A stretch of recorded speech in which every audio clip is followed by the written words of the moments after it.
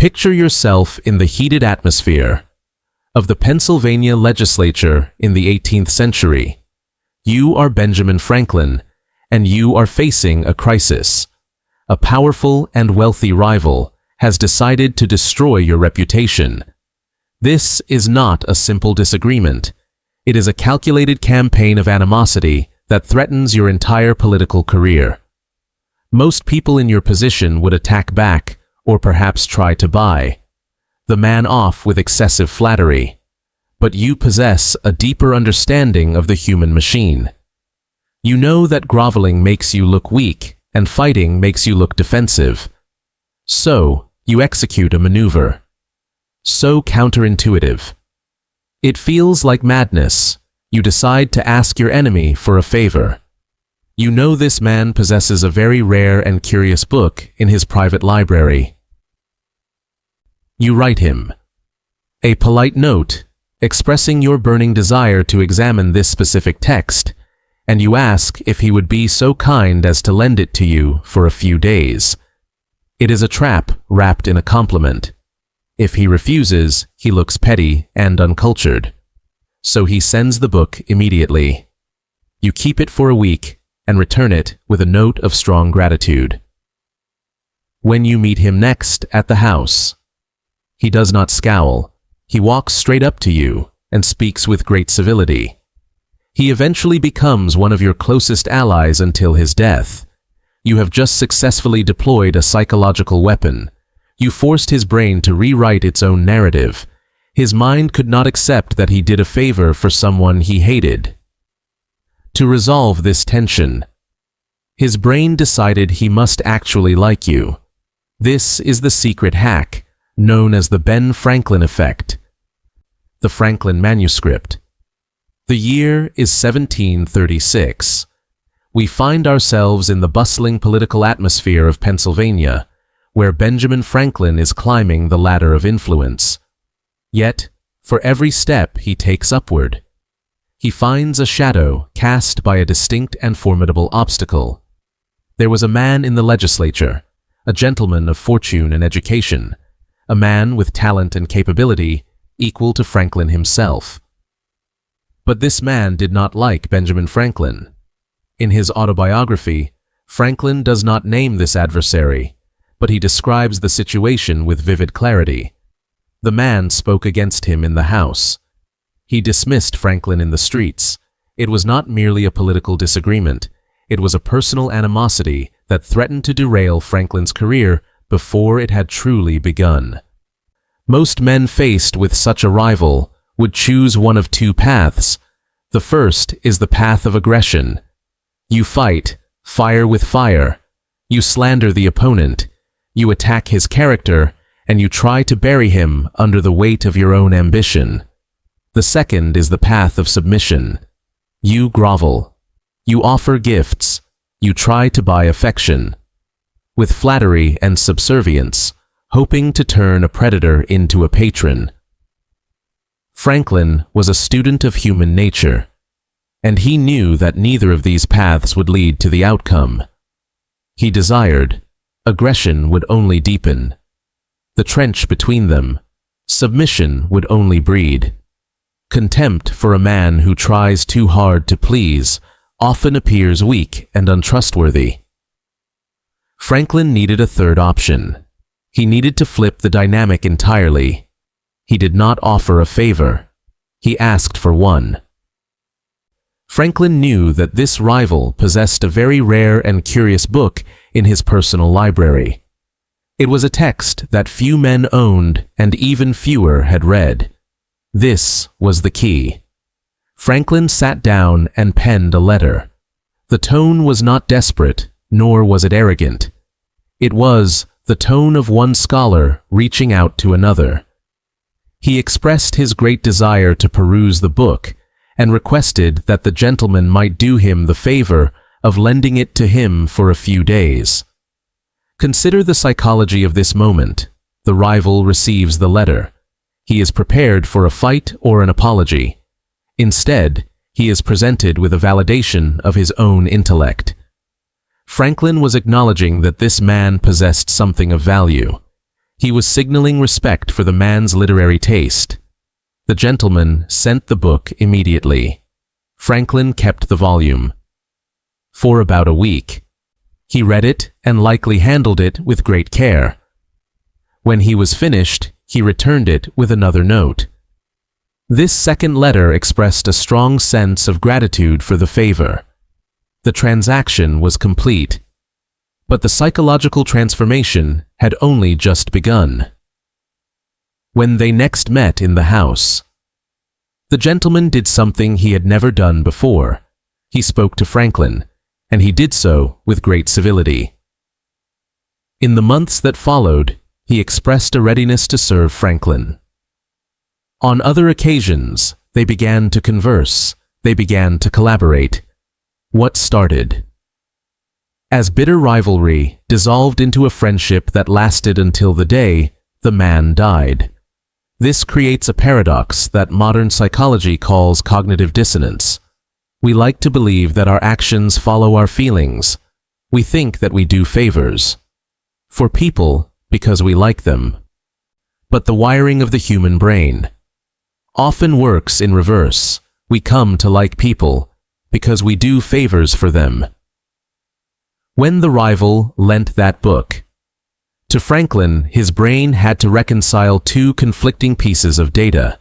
The first piece of data was his old belief that he disliked Franklin. The second piece of data was his new action of doing Franklin a kindness. The human mind despises contradiction. It creates discomfort. To resolve this tension, the brain must rewrite the narrative. It reasons that one does not lend rare books to people one hates. Therefore, the belief must be wrong. The rival must actually respect Franklin. Franklin codified this observation. In a sentence that has echoed through the centuries, he wrote that he that has once done you a kindness will be more ready to do you another than he whom you yourself have obliged. This is the Franklin manuscript in practice. It is a counterintuitive hack for social engineering. The mistake most people make when trying to win over a stranger or an enemy is that they give too much. They offer their time and their energy and their resources freely. They hope that by being useful, they will be loved. But when you give too much, you create an imbalance. The recipient may feel burdened by the debt of gratitude. They may suspect your motives. Or worse, they may come to view you as a resource, to be exploited rather than appear to be respected. To make someone like you do not focus solely on what you can do for them. Focus on what you can allow them to do for you. When you ask for a favor, you are showing vulnerability. You are admitting that you are not self-sufficient. You are signaling that you trust the other person enough to rely on them. This must be done with calibration. The favor cannot be burdensome. You cannot ask for money or a difficult labor that drains their time. It must be a small investment. Ask for their opinion. Ask for a recommendation. Ask to borrow something small. Ask for a moment of their expertise. By doing so, you allow the other person to feel generous. You allow them to feel competent. You give them the high ground. And in that moment of generosity, their brain begins the work of justifying their action. They invest in you. And because humans value what they invest in, they will begin to value you. The brilliance of Franklin was not in his ability to invent lightning rods or bifocals. It was in his ability to engineer the social fabric around him. He understood that pride is a powerful lever. By allowing his enemy to do him a favor, he turned pride into an asset. He transformed a barrier into a bridge. This is the secret, written between the lines of history. To win a heart, do not merely fill a hand. Let the hand fill yours. We will continue to explore the depths of human behavior and the strategies of history's greatest minds in the chapters to come. If you find value in these insights and wish to secure your place in our ongoing study of influence, we invite you to subscribe to the channel now. Rewriting the internal narrative. Let us step into the quiet study of that stunned rival. The scene is set in the immediate aftermath of the request. He has just handed over a rare treasure to a man he supposedly despises. The door closes. The servant leaves with the package wrapped in parchment, and now the man is left alone with his thoughts. This is where the magic happens. It does not happen in the exchange of the book. It does not happen in the handshake or the polite note of thanks. The psychological shift occurs in the silence that follows the favor. It happens in the quiet justification that the mind must manufacture to explain what just took place. Consider the architecture of the human mind. We like to believe we are rational creatures who act based on our established beliefs. We think we help people because we like them. We think we avoid people because we dislike them. We view our actions as the logical consequences of our feelings. But the mind is far more complex and far more protective of its own consistency. The rival now faces a problem. It is not a physical problem, but a structural flaw in his internal reality. He holds two opposing truths in his head at the same exact moment. Truth 1 is that Benjamin Franklin is an arrogant upstart who deserves to be ignored or opposed. Truth 2 is that I just lent Benjamin Franklin my most prized literary possession. These two realities grind against each other like tectonic plates. This creates a state of mental tension.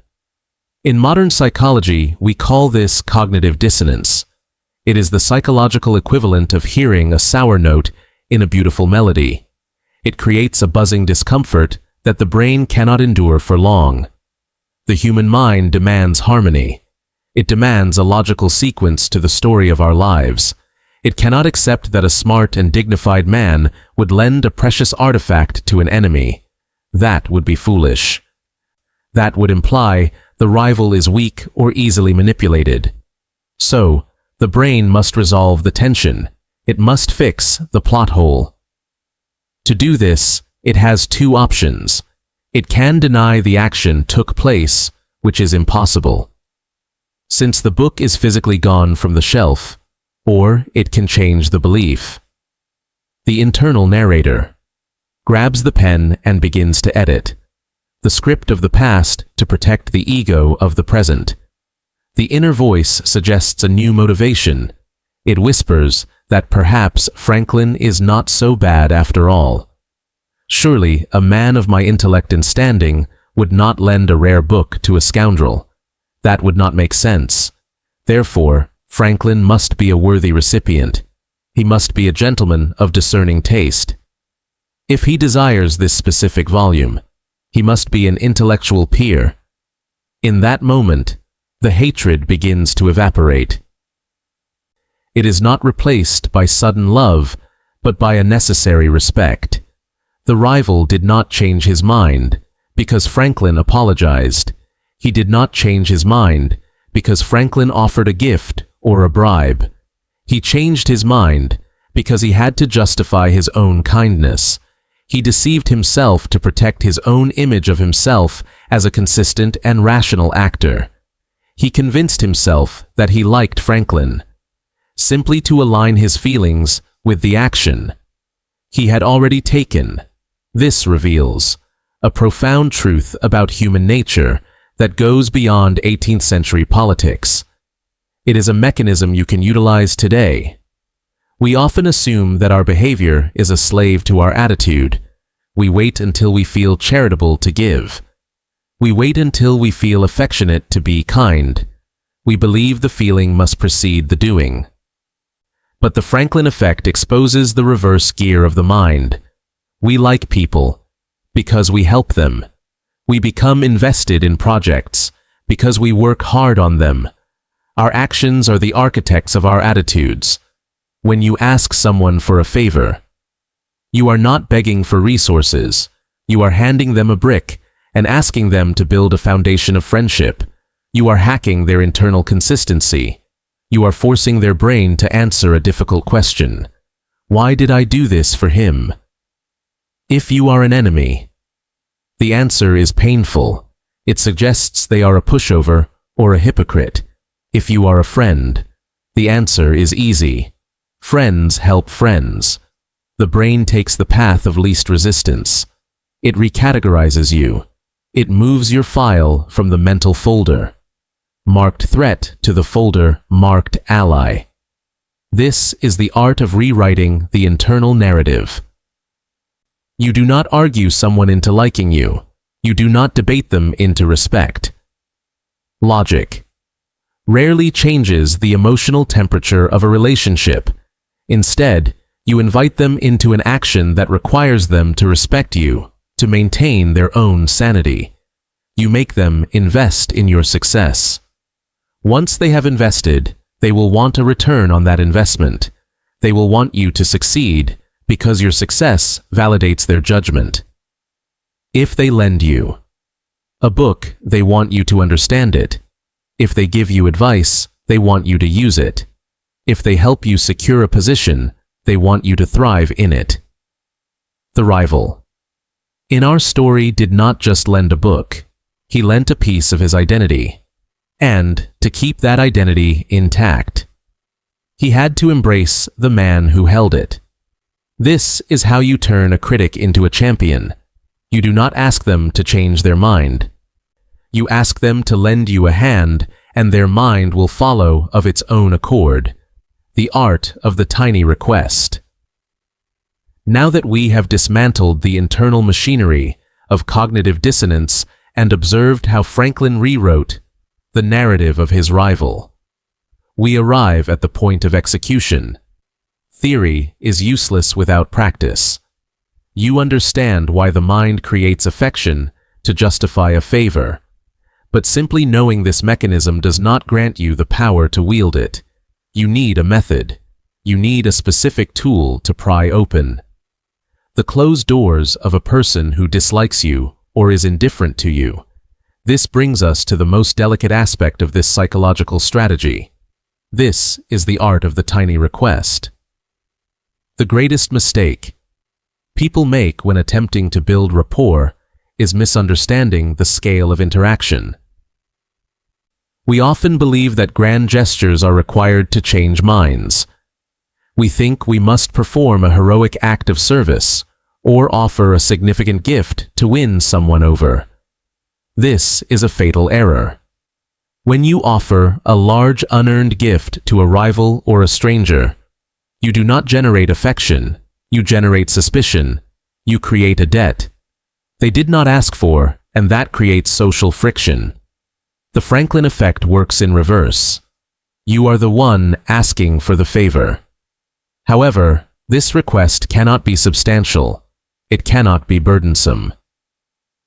If you ask a rival for a loan of money or a significant amount of their time, their brain will not rewrite its narrative to like you. It will simply confirm its original bias, that you are annoying and a drain on their resources. The defense mechanisms will go up and the fortress will remain sealed. To hack this system, you must master the tiny request. This is a favor so small that refusing it would make the other person look petty. It is a request so low in cost that granting it requires almost zero effort, yet it still qualifies as a distinct transaction of value. This is the sweet spot where the psychological magic happens. Consider the brilliance of Franklin, asking for a specific rare book. Analyze the components of that transaction. It was physical, but temporary. The rival did not lose the book. He merely lent it. It cost him nothing. He did not have to spend money or travel. He simply had to reach to his shelf and hand it over. Yet, in that small exchange, a massive signal was sent. By asking for that specific book, Franklin was acknowledging the rival's superior library and his intellectual taste. This is the first rule of the tiny request. It must validate the target's competence. You are not just asking for a pen because you forgot yours. You are asking for their specific opinion because you respect their judgment. You are asking to borrow a specific tool because you know they possess high-quality equipment. The request itself is a subtle form of flattery that bypasses the ego's defenses. When you frame the request as a validation of their status, you make it pleasurable for them to comply. The rival is no longer helping an enemy. They are demonstrating their own superiority and benevolence to an admirer. The tiny request allows them to feel generous without costing them anything. The second rule is that the request must be episodic. It needs a beginning and an end. A vague request for help is dangerous. Asking someone to help you move house is hard labor. Asking someone to hold a door is too trivial. You need a request that creates a tangible link between you and them for a specific duration. In the modern world, this rarely involves library books. Today, the most effective tiny request is often intellectual. It is the request for advice, but it cannot be general advice. You must ask for a specific recommendation. Imagine you are dealing with a difficult colleague. Instead of avoiding them, you approach them with a precise question. You ask them which software they prefer for a specific task or where they found a particular resource. This is the modern equivalent of the rare book. You are signaling that you see them as an expert. When they answer you, they have invested in your success. This is the hack. By giving you that piece of advice, they have planted a small stake in your potential. If you succeed, using their advice, their brain claims part of that victory. They effectively become a shareholder in your well-being. This leads us to the critical third phase of the tiny request, which is the return. The transaction is not complete when they hand you the book or give you the advice. The psychological loop is closed when you return the item or report back on the advice. This is where the bond is cemented. When Franklin returned the book, a week later, he included a note of strong gratitude. This second interaction is vital. It proves you are trustworthy. It proves you value what they gave you. If you asked for a recommendation on a restaurant, you must go to that restaurant and then tell them how much you enjoyed it. This validates their taste once again. It tells them that their input had a tangible impact on your reality. The beauty of the tiny request is its safety. If they refuse such a small favor, you have lost nothing. You simply know where you stand. But human nature makes it very difficult to refuse. A small respectful request for advice or a minor physical loan. It violates our social coding to be rude in the face of deference. So, we see that the size of the favor is inversely proportional to its psychological impact. A massive favor creates pressure. A tiny favor creates connection. It slips under the radar of their animosity. They do not feel manipulated because the cost to them was zero. They believe they acted out of their own free will and generosity. Once they have performed this small act of kindness, their internal narrator wakes up. It looks at the evidence. It sees that they just helped you.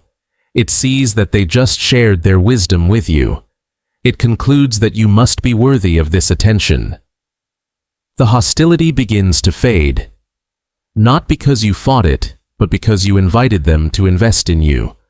You have turned a wall into a bridge, using nothing more than a well-calibrated question. This is the art of the tiny request.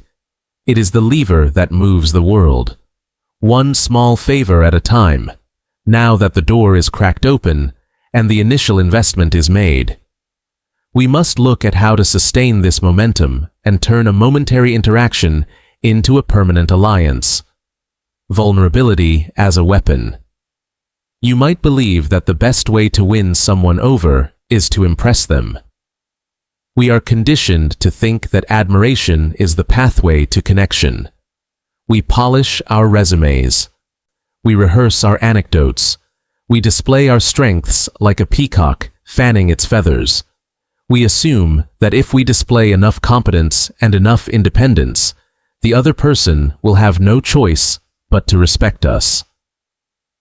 This is a fundamental misunderstanding of human nature. In the theater of the human mind, perfection is not magnetic. It is repelling.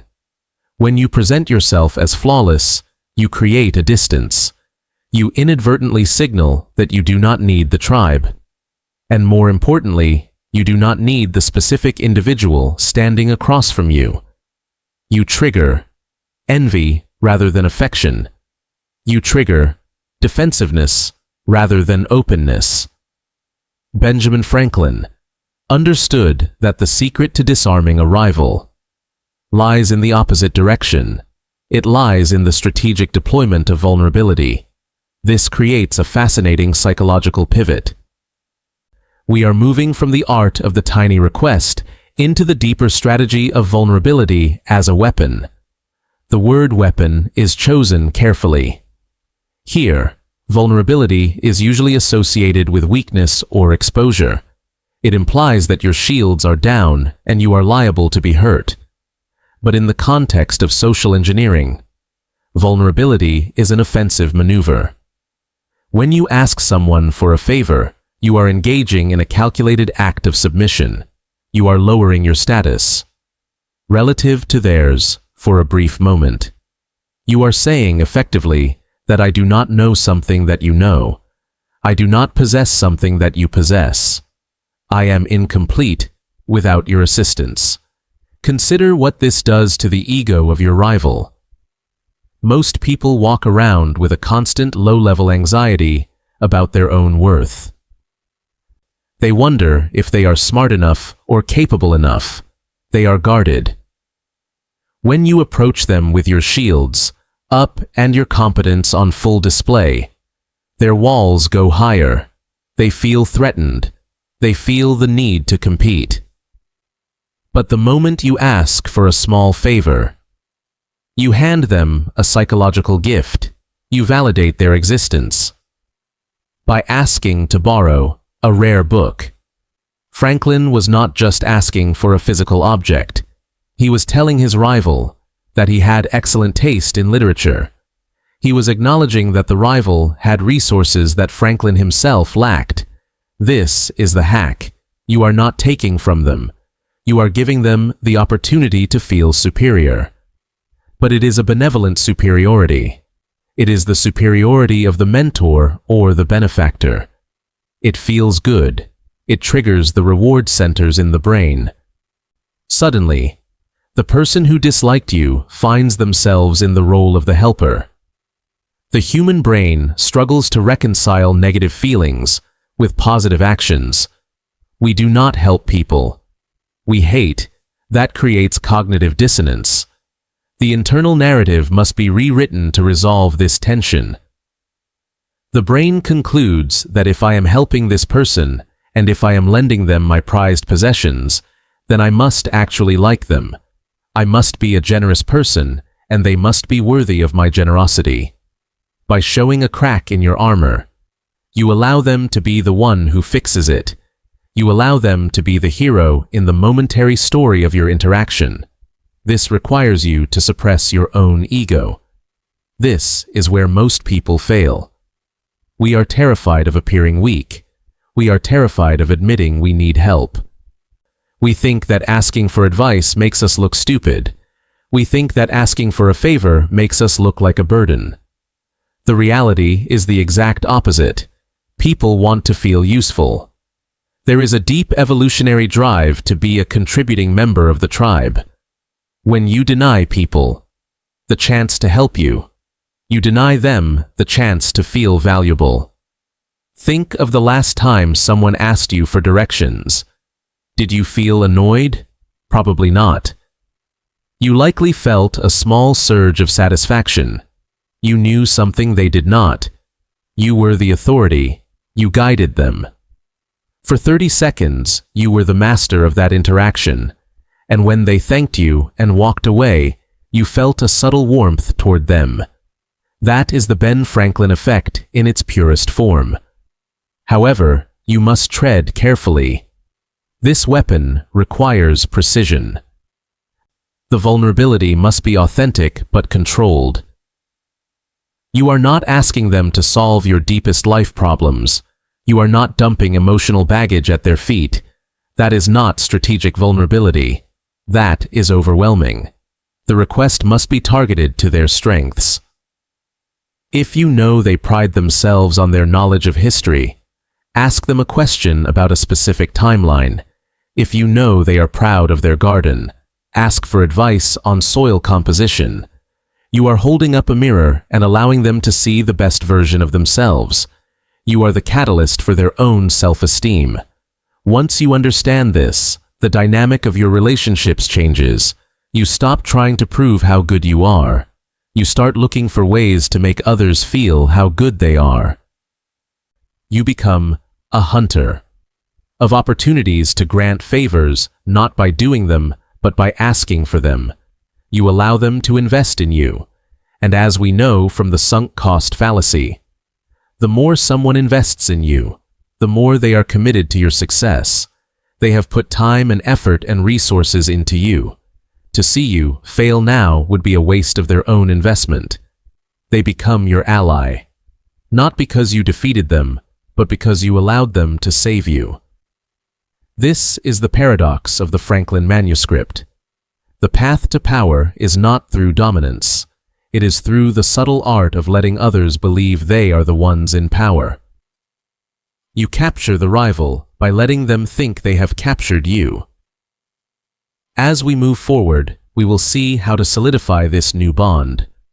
We will examine how to maintain this delicate balance, so that the favor does not become a debt but a bridge. But for now, rest in the knowledge that your imperfections are not liabilities. They are the very hooks upon which you will catch the loyalty of those around you.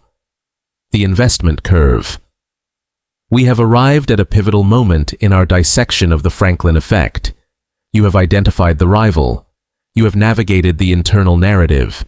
You have mastered the art of the tiny request and exposed a calculated sliver of vulnerability. Now, we must discuss what happens after the favor is granted. We must explore the psychological slope that creates a lasting bond. This is the concept of the investment curve. To understand this curve, you must first accept a fundamental truth about human nature. We do not value things based on their objective worth. We value things based on how much effort we have poured into them.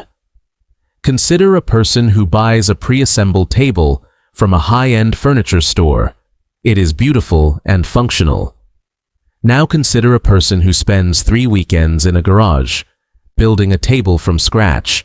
The wood is imperfect. The sanding is uneven. Yet, if you asked the builder, which table holds more value to them, the answer is obvious. We love what we build. We cherish what we invest in. The labor itself generates the attachment. This principle applies directly to the architecture of your relationships. When Benjamin Franklin asked his rival to borrow that rare book, he was not simply asking for a reading material. He was asking the man to make an investment. He was inviting the rival to contribute labor and risk to the relationship. This is where the investment curve begins. It starts at a low manageable point, a small favor, a minor inconvenience. But the moment that rival took the book off his shelf and sent it to Franklin, he placed a stake in the ground. He became an investor in Franklin's intellectual journey. Most people get this dynamic entirely backward. They believe that to make someone like them, they must perform endless favors. They run errands. They offer unprovoked compliments. They try to buy affection with their own servitude. This is a strategic error. When you are the one constantly doing the favors, you are the one making the investment. You are the one building the table. You are convincing yourself that the other person is worthy of your time, but you are not convincing them of anything. In fact, you may be lowering your own status in their eyes. You become a resource to be used, rather than a peer. To be respected, the Franklin effect reverses this polarity.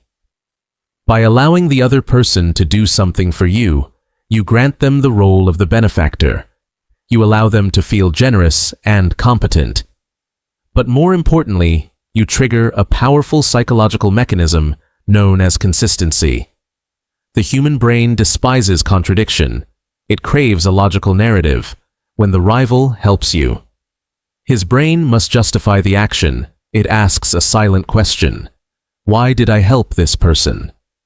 The mind scans for an answer. It cannot say I helped him because I am a fool. It cannot say I helped him because I am weak. To maintain internal consistency, the mind concludes I helped him because he is worth helping. I helped him because I like him. This is the ascent of the investment curve. Once the first small investment is made, the resistance to further investment drops. The rival has already identified as someone who supports you. The next time you interact, the dynamic has shifted. You are no longer two opposing forces. You are a project and an investor. The more they do for you, the more they are psychologically committed to your success. It creates a benevolent version of the sunk cost fallacy. They have already put time and effort into the relationship, so they continue to invest, to ensure that their previous efforts were not in vain. You must visualize this as a literal curve on a graph. The x-axis represents time, and the y-axis represents effort and emotional capital. At the start, the curve is flat. There is no connection. The tiny request creates the first incline. As the relationship progresses, you can allow the requests to become slightly more significant. You can ask for advice on a complex problem. You can ask for an introduction to a contact. With every assistance granted, the curve steepens. The investor is now protecting their investment. They want to see you succeed because your success proves that their initial judgment was correct. Your victory becomes their victory. It is crucial, however, to maintain the balance of this curve. It is not a license to be a parasite. An investment requires a return. In the world of finance, a return is money. In the world of social dynamics, the return is gratitude and validation. When Franklin returned the book, he did not just drop it off. He wrote a note expressing how useful it was. He validated the rival's taste and intelligence. This provided the emotional dividend that the investor required. It reinforced the behavior and encouraged further investment. If you fail to provide this return, the curve collapses. The investor feels used, and the narrative shifts from benevolence to exploitation. But if you manage it correctly, the investment curve creates a self-reinforcing loop. The more they help, the more they like you. The more they like you, the more willing they are to help. You transform the friction of rivalry into the momentum of mentorship. This is the ultimate utility of the Franklin effect. It is not just about diffusing an enemy. It is about converting human energy. You are taking the energy that would have been used to dislike you and channeling it into a structure of support. You are letting them build the table. You are letting them sweat and labor over the construction of your friendship. And because they built it, they will defend it. They will value it. Far more than if you had simply handed them your friendship on a silver platter. By understanding the investment curve, you stop trying to win people over by servicing them. You start winning them over by letting them serve you. In small, meaningful ways, you cease to be the supplicant and become the opportunity. You allow them to invest in the most promising stock on the market, which is you. This fundamental shift in perspective is what separates the socially anxious from the socially masterful. You are not begging for approval. You are inviting collaboration. And once that collaboration begins, the psychological machinery of the human mind does the rest of the work for you. The gratitude loop, the moment. The favor is completed. The psychological cement is wet. It has not yet hardened. The rival has handed over the book. The colleague has forwarded the email. The stranger has held the door. In the immediate aftermath of this action, the person who performed the favor enters a state of subconscious vulnerability. They have invested effort into you, and their brain is frantically trying to justify why. This is the critical juncture, where the investment curve transitions into the gratitude loop. If you remain silent or offer only a muttered appreciation, the cement crumbles. The dissonance remains unresolved. They might look back on the interaction and feel that their time was wasted or that you are simply needy. You must intervene before that narrative takes hold.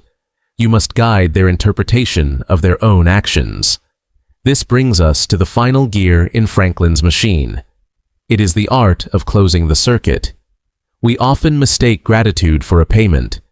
We think of it as a transaction, where we give thanks because we received value. It is polite, it is civilized. But in the context of the Benjamin Franklin effect, gratitude is not a receipt, it is a reinforcement signal. It is the tool you use to tell the other person who they are. Consider the narrative arc of Franklin and his rival. The rival lent a rare book. This was a physical action. But the internal story was that the rival was a man of culture and discernment who recognized another man of intellect. When Franklin returned the book, he did not merely drop it off, he penned a note, expressing how much the volume meant to him and how helpful it was. This is the hack. You are not thanking them for the object or the time. You are thanking them for their character. You are validating the identity they wish to possess. When you express gratitude, effectively, you are holding up a mirror. In that mirror, the person who did you a favor does not see a victim of manipulation. They see a benefactor. They see a generous expert. They see a kind soul. You are providing them with the external proof that they are a good person. This is an addictive feeling. Humans crave validation of their self-image, more than almost anything else in the material world. By thanking them warmly and specifically, you trigger a release of neurochemicals associated with social bonding and reward. Their brain registers a distinct pattern. I helped this person. I felt capable and valued. Therefore, I like this person. This creates the loop. The next time they see you, their brain will anticipate that same feeling of validation. They will want to help you again. Not because you are demanding, but because you have become a source of their own self-esteem. You have become a protagonist in their story who allows them to play the hero. However, there is a precision required here. The gratitude loop fails. If the gratitude feels counterfeit, it cannot be excessive fawning, which signals low status and desperation. It must be measured. It must match the scale of the favor. If someone lends you a pen and you write them a 3-paragraph thank you letter, you break the social contract. You appear unstable. The loop relies on proportionality. Franklin did not grovel. He spoke as an equal, acknowledging the generosity of an equal. This balance preserves your dignity while elevating theirs. The loop also relies on timing. The reinforcement must happen close to the action. The longer you wait to close the circuit, the more time the other person has to regret their investment. Immediate validation cements the behavior. It locks in the positive interpretation of the event. Before cynicism can creep in, once established. This loop is self-sustaining. You ask for a small favor. They invest. You validate their competence and kindness. They feel good. They like you more. Because they like you more. They are willing to do a larger favor. You ask again. They invest more. You validate again. This is how deep alliances are forged from the cold iron of rivalry. It is not through grand gestures of your own generosity. It is by allowing others to be generous and then ensuring they feel the full emotional reward of that generosity. You are essentially training them to associate your presence with their own best qualities. Every time they interact with you, they feel smarter or stronger or more helpful. You become a mirror that reflects their best self. Franklin understood that men do not love those who force them to feel inferior. They love those who make them feel superior. By asking for the book, he allowed his rival to feel superior in possession. By thanking him, he allowed his rival to feel superior in character. The animosity melted away, not because Franklin changed, but because the rival's perception of himself changed when Franklin was around. So, as you move through your own social landscape, look for the opportunities to open this loop. Identify the tiny request, secure the investment, and then, with the precision of a surgeon, close the circuit with gratitude that validates their identity. Do not say thanks for the ride. Say thanks for being the kind of person who always shows up when it matters. Do not say thanks for the advice. Say thanks for having the wisdom to see a solution I missed. Make the gratitude about them, not the favor. When you do this, you cease to be a burden. You become an opportunity. You become the mechanism by which they prove their own worth. And once that happens, they will not just like you. They will defend you. They will support you. They will stand by you. Because to reject you would be to reject the best version of themselves, the fine line of manipulation. Now we arrive at the most precarious edge of this psychological landscape. We have dissected the mechanics of the Ben Franklin effect. We have explored how a request for a favor creates a debt of investment in the mind of another person. We have seen how vulnerability opens the door and how gratitude seals the bond. The machinery of the human mind is laid bare before us. We know that by inducing cognitive dissonance, we can rewrite the internal narrative of a rival and turn them into a supporter. But this knowledge brings us to a necessary pause. We must address the shadow that follows this kind of social engineering. When you knowingly use a psychological lever to change how someone feels about you, it raises a difficult question. Where is the line between building a bridge and setting a trap?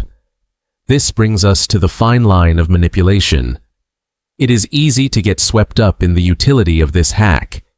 It feels like a master key to human interaction.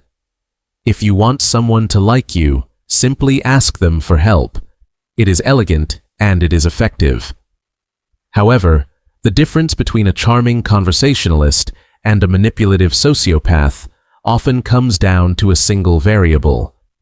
That variable is intent. Consider the mechanics we just discussed.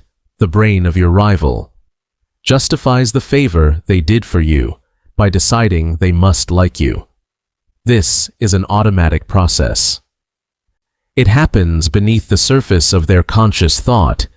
They are not aware. You are pulling a lever. They only feel the result, which is a warming of their disposition toward you. Because they are unaware of the mechanism, they are vulnerable to it. If you employ this strategy solely to extract resources or to neutralize a threat, without any genuine desire for connection, you are crossing into dark territory. This is where the strategy can backfire. In a spectacular fashion, humans have evolved over hundreds of thousands of years to detect deception. We are social animals, and our survival has always depended on our ability to distinguish between a true ally and a parasite. While the Ben Franklin effect works on the cognitive level, there is a deeper emotional system at play. If your request for a favor is calculated and cold, your micro-expressions may betray you. If you ask to borrow a book, but you have no interest in reading it, the other person will often sense a disconnect. There is a hollowness to manipulative interactions that the subconscious mind picks up on. You might get the favor, but you will not get the trust. True influence requires a foundation of sincerity. When Benjamin Franklin asked his rival to borrow that rare book, he was not just running a social experiment. He genuinely wanted to read the book. He respected the man's library, and by extension, he respected the man's intellect. The request was a vehicle for validation, not just a trick to make the man compliant. This is the crucial distinction you must make as you apply this technique in your own life. The favor you ask for must be real. The need you express must be authentic. If you fabricate a need just to trigger the psychological effect, you are building a relationship on a lie. Eventually, the cognitive dissonance will resolve itself in the opposite direction.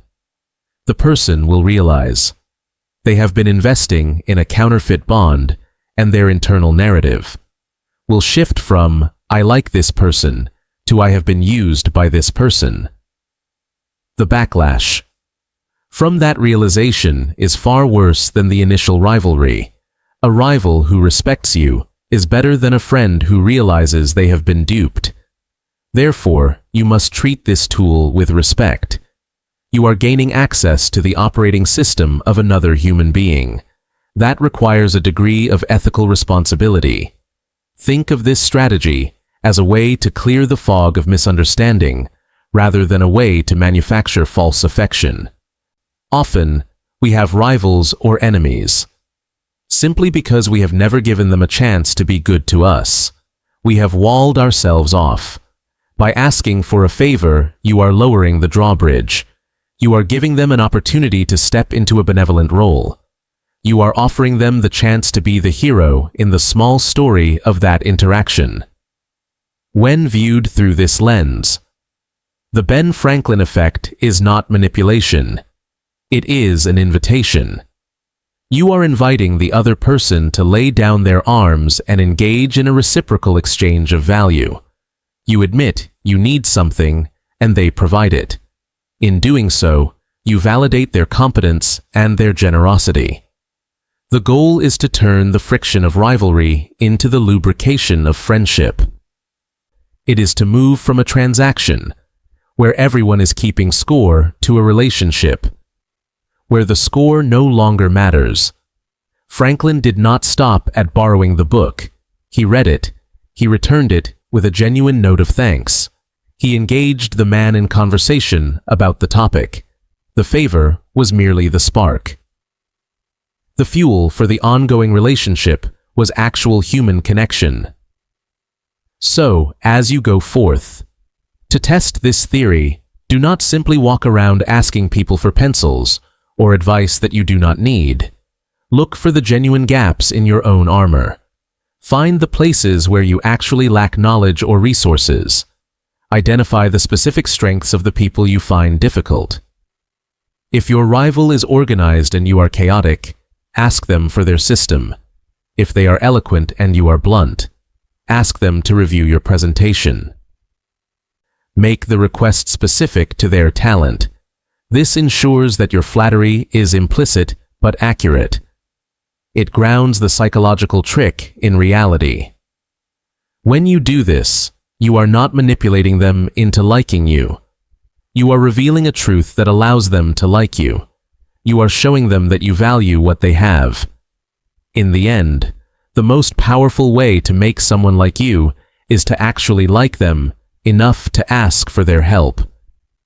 The Ben Franklin effect is a hack, but it is only sustainable when it serves the truth. Use it to break the ice, but do not rely on it to keep the fire burning.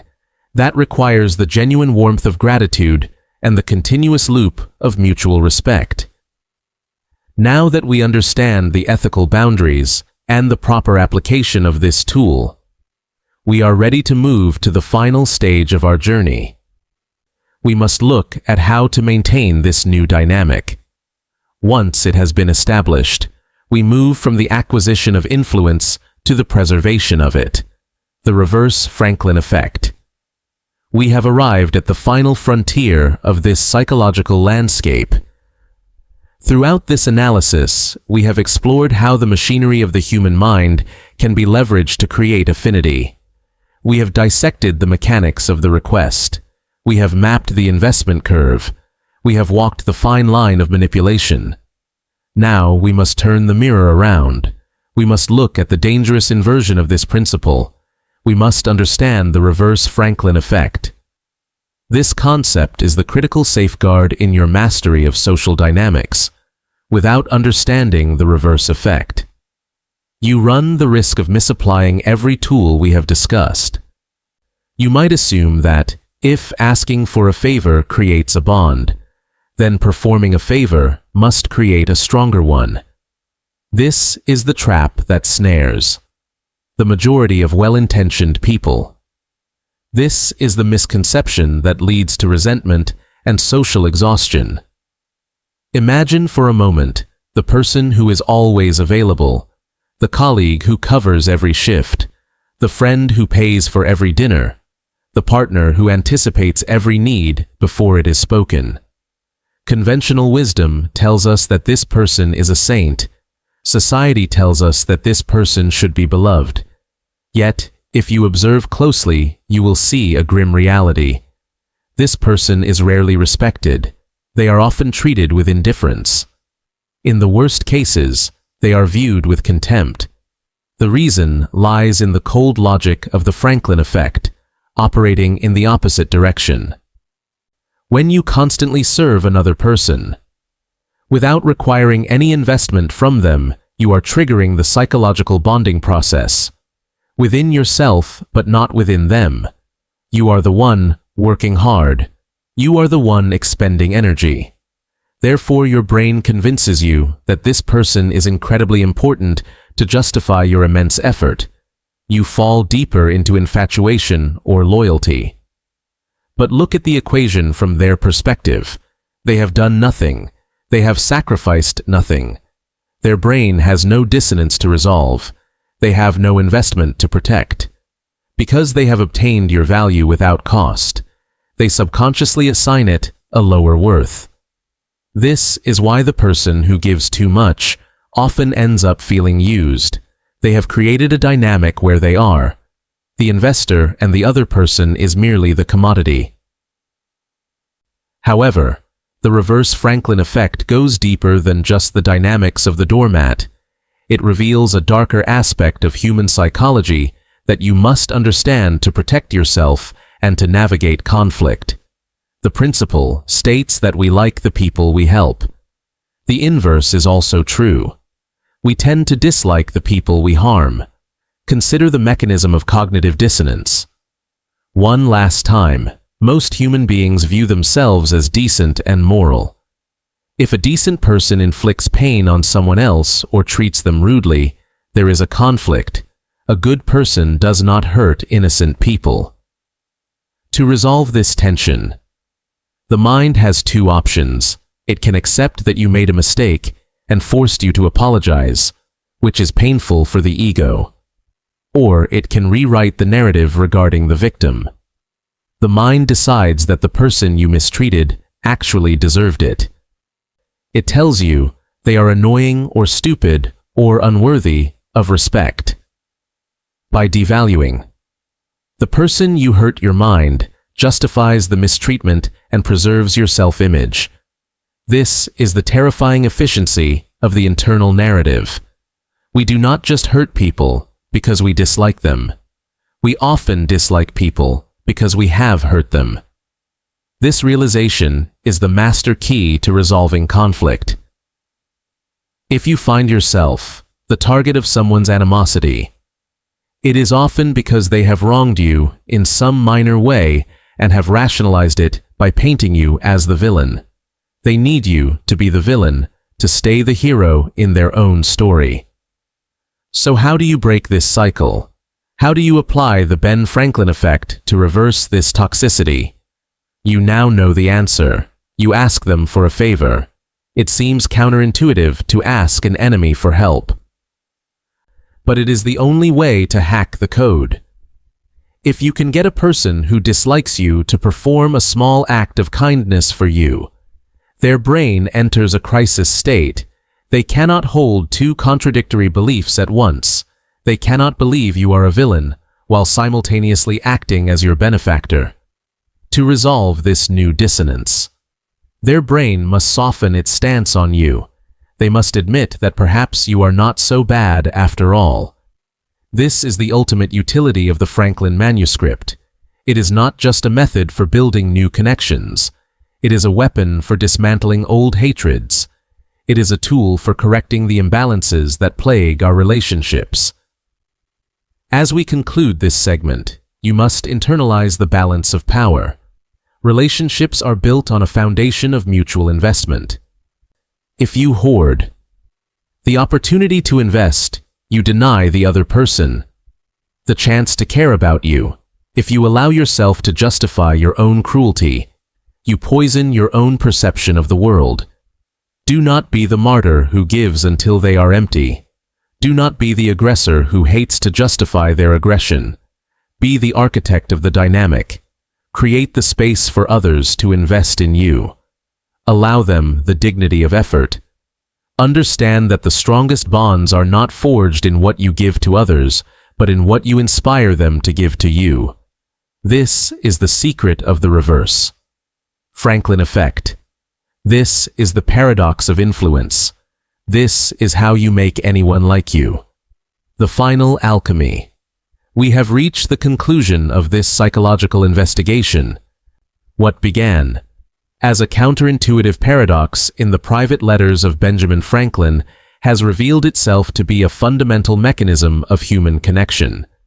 You now hold the blueprint to transform hesitation into warmth and rivalry into alliance. It is crucial to remember that this strategy is not about deceit or hollow manipulation. It is about understanding the architecture of the human mind. When you ask for a small favor, you are not taking value away. You are offering the other person an opportunity to validate their own kindness. You are handing them a mirror that reflects a generous version of themselves. That is the true alchemy at work here. It is grounded entirely in the mechanics of cognitive dissonance and emotional investment. As you return to your daily interactions, do not be afraid to be the one who asks. Extend the bridge and request the favor. Watch as the walls come down and the dynamic shifts before your eyes. The tool is now yours to use.